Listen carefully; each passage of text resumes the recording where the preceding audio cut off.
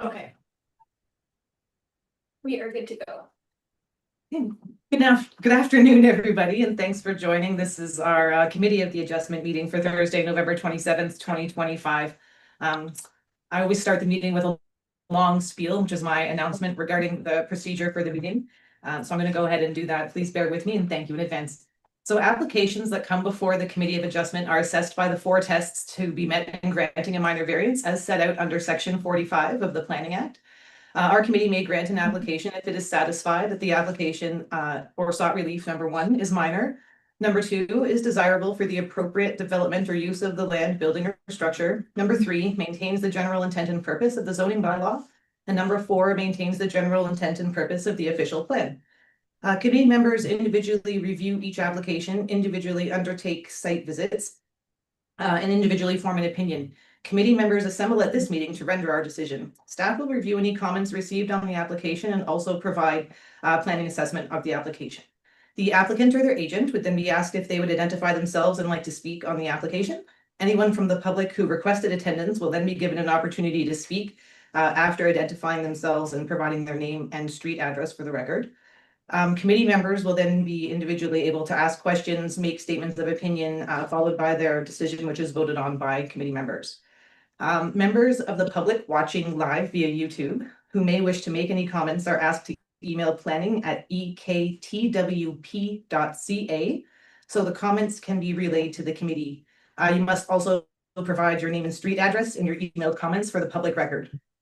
So the decision of the committee may be to either grant the application as presented, grant the application with modifications or conditions if we feel the application can be improved, or to reject the application. A verbal decision will be made at this meeting unless there's a reason to defer. If a verbal decision is made at this meeting, a written decision will follow within 10 days. To receive a copy of the decision, you must make a written request for such to the Secretary Treasurer to the Committee of Adjustment. An email request for a written copy of the decision will suffice. If the application is granted, there is a 20-day appeal period from the date of the decision where an application can be appealed to the Ontario Land Tribunal. So that's my big spiel. Thank you. So with that said, I will ask if somebody would move for us to adopt the meeting agenda. I see Linda and James. Thank you very much. So we'll adopt the meeting for today. Next is an opportunity for us members of the community to disclose any pecuniary interests or general nature interest thereof. There's none from myself, Linda, none, and James, none from James. So we're good, moving right along. The next item on our agenda is to discuss adoption of the Committee of Adjustment meeting minutes from last month. So those are dated October 23rd, 2025. Any questions on the floor for those? Any motions to adopt? Linda, James, perfect. So excellent. We've adopted the minutes from our last month's meeting. Thank you so much. So moving on, we'll consider application A12 2025. I'll read some application details on here. So this is application regarding 96 Leader Cottage Road. The subject lands are zone limited service residential. The applicant is seeking relief from zoning bylaw 1321 as amended to permit the existing outhouse to be removed and replaced with a holding tank on the subject property. The purpose of the application is to, sorry, it's very long, to attain relief from section 3.22 setbacks from environmental protection zones and section 3.32 water frontage and water setbacks of zoning bylaw 1321. It's amended as follows.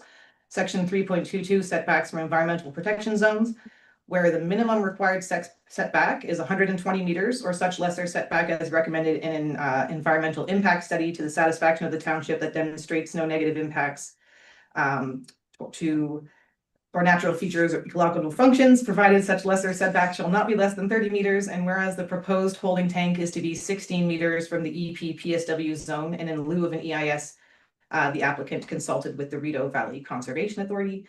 And secondly, section 3.32 water frontage and water setbacks, where the minimum required water setback for all buildings and structures, including sewage disposal systems, is 30 meters, and where the water setback for the proposed holding tank is 16 meters.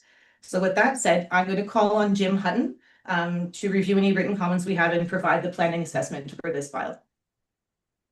Thanks very much, Chair, members of committee. In terms of the planning of the situation, the provincial policy statement requires protection of provincially significant wetlands. This is an existing lot on Bellamy's Lake, which is identified as a provincially significant wetland, and it's considered adjacent lands to that. And the PPS requires a 120-meter setback in normal situations from a provincially significant wetland, and hence the requirement in our bylaw for the same 120-meter setback. In this case, the applicant has consulted with the Rideau Valley Conservation Authority regarding the pit privy, or pit privy as it's called in our the Building Code Act, and a outhouse in more layman's terms. So, and the applicant would like to replace that with a holding tank. So in terms of the RVCA, they have indicated they have no conditions with the replacement of the pit privy with holding tank, provided a number of conditions are met. And there's an attachment to this report outlining the RVCA's conditions. And staff therefore have reviewed the PPS and I'm indicating to you that the proposed change of the pit privy to a holding tank is consistent with the policies of the provincial policy statement. In terms of the land use planning documents applicable, the official plan of the United Counties of Leeds and Grenville designates the property as rural, and it also has a reference to the protection of provincially significant wetlands and the 120-meter setback. However, my same comments apply to the United Counties plan as with the PPS. In light of the comments from the RVCA and the potentially lesser impact on the ecological function of the PSW due to the holding tank versus the pit privy, it's recommended that the proposal conforms with the applicable policies of United Counties official plan. And in terms of our official plan, similar to the PPS in the United Counties, our policy, or our plan also has the PSW setbacks and the water setbacks, and my same comments that I've made on the other two documents apply. Now I did see and I just wanted to correct in the first paragraph on the PPS, which is page 11 of your package. I think it's about the third sentence in. It says, in this situation, the Conservation Authority has indicated to the applicant that the proposed development is not within the regulatory boundary.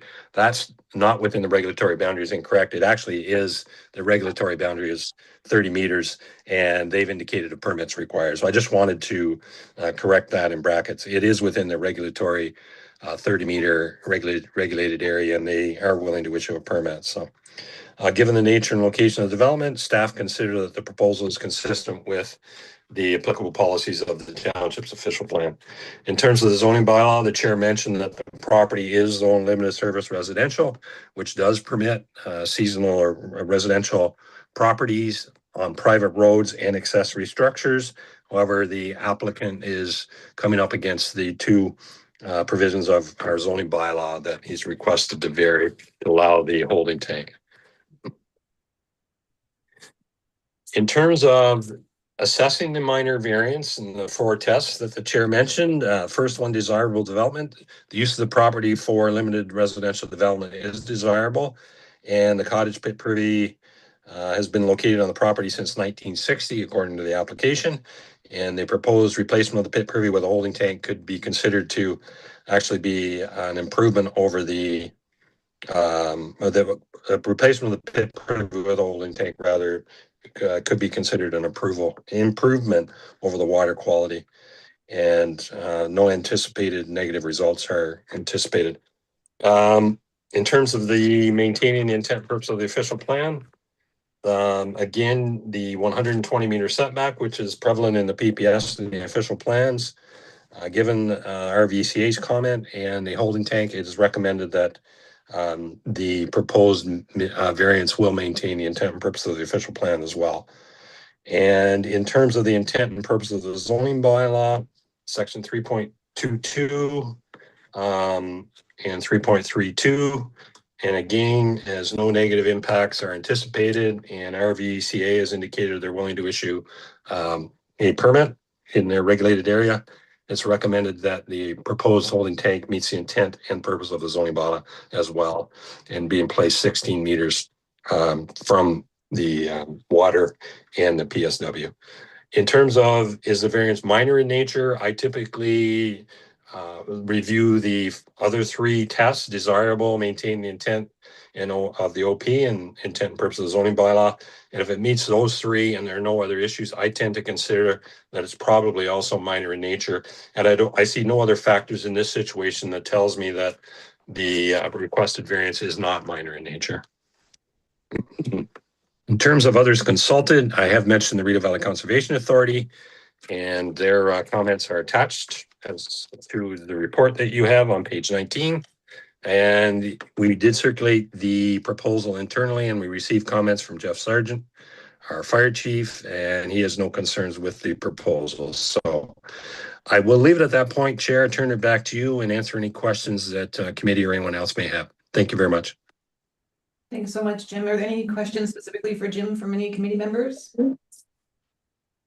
No, that's good. So at this point, I would like to, I'm hoping it's you, call upon the applicants and or their agent in case they have anything to comment. Not really. Rideau Valley Conservation contacted me. I have to get another plan for them. And that's in process now. I paid the fees. That's everything's good to go on that. Okay. Not really anything else to say about it. It's water on three sides. There's not much you can do. Beautiful spot. So yeah, I can see the necessary there. So I think, you know, with that said, I'll ask if there's any member of the public who's requested to be present to, or no, so we didn't receive any questions. So maybe now this is the opportunity for us to go through the committee where we have our opportunity to ask questions or state any initial thoughts we have. I always throw my committee members under the bus on this one, but I'll start today. I don't have any specific questions. When I went out there, it seemed like the most logical thing in the world to me. And from my perspective, this is an improvement over what's currently there from an environmental point of view. So I think it is minor in a good way from my perspective. And after seeing the comments we have from RVCA, they have some good recommendations there that, as you mentioned, you're already looking into. And as Jim mentioned, this does appear, from my perspective, to align with our zoning bylaws and our official plan. So I don't have any questions. From me, it's a very good comment, but I'm only one of 4 members, and I did notice we have 2 online and 1 in person. I'm going to start with James online, just because you were here first. So you have any questions or thoughts? You're muted, though, to start with. You're still muted, James. Muted. Still can't hear.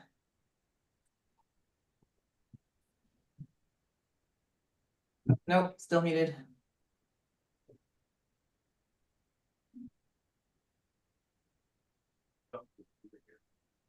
Technology. Yeah, it's a Zoom.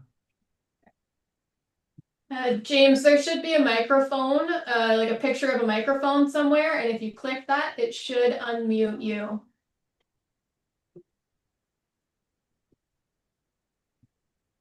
We'll wait for James to find the microphone. In the meantime, Polly, have you found your microphone? I hope so. Can you hear me? Yes. Yeah. I was having major Zoom difficulties, so I apologize for joining in and out and popping back and forth there for a while. We're glad to have you. Well, thank you. I'm glad to be here virtually. In terms of the application, yeah, I'm really familiar with the area because it's actually 5 minutes from my house. And, you know, it's a problematic area. It's, you know, built back in the 50s and 60s, I think. Irregularly shaped lots. And so I have a certain amount of empathy for the situation there. I think that this is really quite desirable. And good for the neighborhood. And I think it meets all 4 tests. It seems relatively minor to me, and I'm in favor of it. Thanks, Holly. James, I see your microphone appears to be working now, so we'll get you next. Yes, and as I was saying that nobody could hear, I have no issues with this one. I echo exactly the sentiments of you and Holly. I think this is desirable. It's definitely environmentally more friendly than a privy pit. So I have no questions. So I'm good to go. It's perfect. Linda, do you have any thoughts or questions to add? No, I agree with everything everybody's been saying, that it makes sense. You know, to do this. It's excellent when everybody seems to agree, right? Yeah. So this is when I would ask if there's anyone else in attendance who has any other final comments or questions.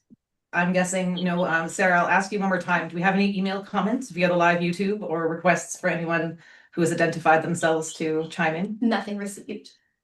Okay, so at that, I think we can call this one to a vote. Do I need to make a motion? Do I need someone else to make a motion? What's the correct procedure here? Yeah, so there's no mover and seconder. Everyone just votes in favor, and then Okay, so I will call the vote then. For all in favor of the application from the committee, please vote aye. I see unanimous vote. So that's wonderful. So this is a successful pass. So then our decision on this one is that we will pass this one. So as noted in the procedures, this is a verbal approval, and Sarah will help us follow up with a written approval. Yeah, so I will do a written decision. I'll circulate that to you. There is a 20-day appeal period from today's date. So once that appeal period is over, then you can move forward with the septic Awesome. permit. Thank you. Okay. That's great. So thank you so much. Free to say, feel free to go whatever you'd like to do. Thank you. Take care, guys. Have a great rest of the day. So on our agenda, that takes us to the other business section, and I'm aware we do have an informational item that Jim was going to help us go through. Yes, thank you very much, Chair, members of the committee. First of all, I want to apologize for not being there in person. I much prefer that.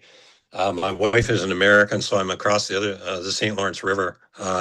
Everything seems to be working fine in terms of my internet and whatnot, but I did forget my reading glasses, so I'm having trouble even seeing the screen, and I was Might having be a trouble better reading the thing. report. Yeah. So I was going to send a text to my wife and say, can I borrow your reading glass? But I wasn't sure how they look. So in terms of this letter, the province has sent out a letter. They've actually passed it's Bill 17, and it relates to minor variances. So what they're doing is they're trying to give a little more flexibility by regulation rather than committee of adjustment. And what they're saying is that, and it's in urban residential lands, you only have to meet the requested setback. For instance, you can be forgiven up to 10% of that setback. So if you have a 6 meter setback, which is 600 centimeters, you only have to have a 5.4 meter setback, which is 10%, minus 10%, or 540 centimeters. So they're trying to build a little flexibility. Now it only applies to lands, urban residential lands, which in our case, Elizabethtown-Kitley, are lands that are zoned residential 1 or residential 2, or residential zone in a settlement area, such as Toledo or someplace like that. So it's not going to have a wide-ranging effect on a lot of our applications, not on the waterfront or any of that, but it will for some of the lands that are zoned residential 1 and are in a settlement area. It will provide a little more flexibility, and it may have an impact, very minor, I would say, on the number of applications that we receive for to the Committee of Adjustment. Now, the intent of it, as that letter says, is they're trying to make it easier for the housing supply that we need in the province of Ontario. So I will leave it there. Chair, turn it back to you, and let me know if you have any questions. Thanks. I mean, my main question was if we thought that would impact us, but as you mentioned, it's mostly for those who would be in the settlement areas. So not too many other questions from anyone else? Yeah, I have a question. In a situation like we have in Jasper, where we've had a few applications that involve being close to the former recycling auto thing there. Right. Would that have an impact if somebody has an application and they're under the 10%, but there is that other factor? Does that play into that? That's a very good question. My initial reaction is no, because it talks about excludes areas such as hazard lands. So I would think it's more for setbacks from property lines and things like that. So I would think it would not apply, although I can't equivocally give you a 100% answer. to areas that require setbacks for disposal industrial or for waste or any quarries or anything like that, they would absolutely stay in place, would be my position. But I guess we're not going to really know until we receive an application like that and have to assess it. And then we as staff, before anything comes forward, we would have to check with the Ministry of Municipal Affairs and Housing and give them the situation and get definitive response from them before we even process an application if somebody did bring something like that forward. But I would think it would not affect that at all. Okay, good. Okay. Anyone else? No? Okay, well, keep us posted, or we'll stay posted on that, see how that impacts things next year compared to this year, for example. Was there any other business or items that anyone wanted to flag at this time? No? So our next meeting date, since we all decided not to meet on Christmas, our next meeting date is actually for Thursday, January 22nd, 2026 at 4 p.m. Do you have time for the public question period? We have no public questions. No public questions. With that said, I'll go ahead and adjourn this meeting. Thank you so much, everyone. Have a great rest of the afternoon.